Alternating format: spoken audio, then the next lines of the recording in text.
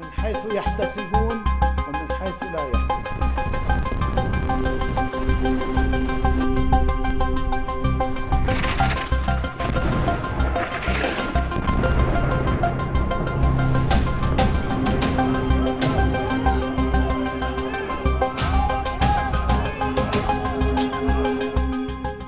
27 सितंबर 2024 को इजराइल ने बेरूत पर करीब 80 टन से ज्यादा के बंकर रोधी बम गिराए थे और जब ये बम बेरूत पर गिरे तो मानो जलजला आ गया हो। पूरा लेबनान आईडीएफ के हवाई हमलों से थर्रा गया था और धमाकों के बाद पता चला कि इस हमले में हिजबुल्लाह प्रमुख हसन नसरल्लाह की मौत हो गई और उनके साथ हिजबुल्लाह के कई बड़े कमांडर मारे गए थे। हालांकि नसरल्लाह के खात्मे के बाद भी हिजबुल्लाह ने हथियार नहीं डाले और वो इजराइल के आगे जंग के मैदान में डटा रहा, जिसका नतीजा ये निकला कि इजराइल को हिजबुल्लाह के साथ 27 नवंबर 2024 को युद्ध विराम समझौता करना पड़ा। हालांकि समझौते के बाद भी इजरायली फौज अभी भी लेबनान में डेरा डाले हुए है और हिजबुल्लाह बार बार कह रहा है कि अगर इजराइल ने जल्द से जल्द लेबनान नहीं छोड़ा तो नेतन्याहू को इसके नतीजे भुगतने होंगे। हालांकि समझौते के तहत 26 जनवरी 2025 को आईडीएफ को लेबनान खाली करना था, लेकिन वो डेडलाइन के बाद भी लेबनान में डटी हुई है।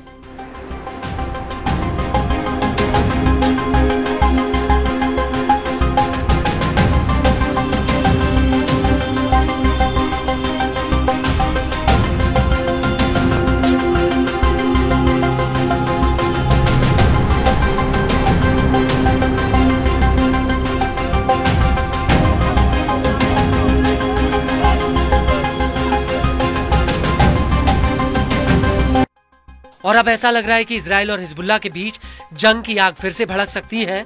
दरअसल इजराइल ने युद्ध विराम समझौते का उल्लंघन करते हुए लेबनान की बेका वैली में कई हवाई हमले किए। इसको लेकर न्यूज एजेंसी प्रेस टीवी का कहना है कि आईडीएफ ने हिजबुल्लाह के एक अंडरग्राउंड ढांचे को निशाना बनाया जिसका इस्तेमाल हथियार बनाने में किया जाता था।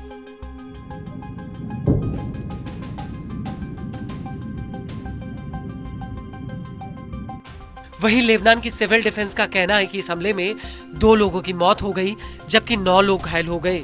इसको लेकर अल मनारा न्यूज एजेंसी और एनएनए न्यूज एजेंसी का कहना है कि आईडीएफ के हमले से जानता और ताल महज के पास एक पोल्ट्री फार्म में आग लग गई। एनएनए के मुताबिक आईडीएफ ने शीबा फार्म्स के बाहरी इलाके पर भी हमला किया। इसके अलावा याहमार अल शाकिफ के उत्तरी प्रवेश द्वार पर आईडीएफ ने एक घर पर ड्रोन अटैक किया। लेकिन इस सब के बीच बड़ी बात यह है कि मरून अल रस के बाहरी इलाके में आईडीएफ के सैनिकों ने 4 लेबनानियों को किडनैप कर लिया। इसी इलाके में आईडीएफ की गोलीबारी में 2 लोग घायल भी हुए।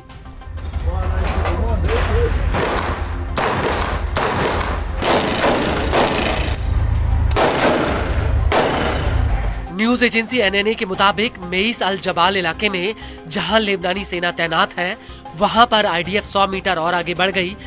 आईडीएफ संयुक्त राष्ट्र की पीस कीपिंग के बेस को बाईपास करते हुए अपने मेरकावा टैंकों के साथ आगे बढ़ गई।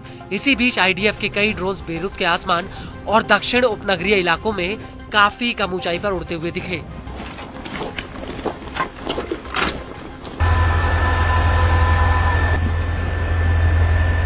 इसको लेकर लेबनान के स्वास्थ्य मंत्रालय का कहना है कि मजदल सेलेम और मरून अल रस में 5 लोग घायल हुए और अब ऐसा लग रहा है कि इजराइल की इस कार्रवाई का हिजबुल्लाह के साथ हुए युद्ध विराम समझौते पर असर पड़ सकता है, क्योंकि हिजबुल्लाह समर्थित लेबनानी सांसद मोहम्मद राड ने अंतर्राष्ट्रीय बिरादरी पर हिजबुल्लाह की इन हरकतों पर चुप रहने का आरोप लगाया है।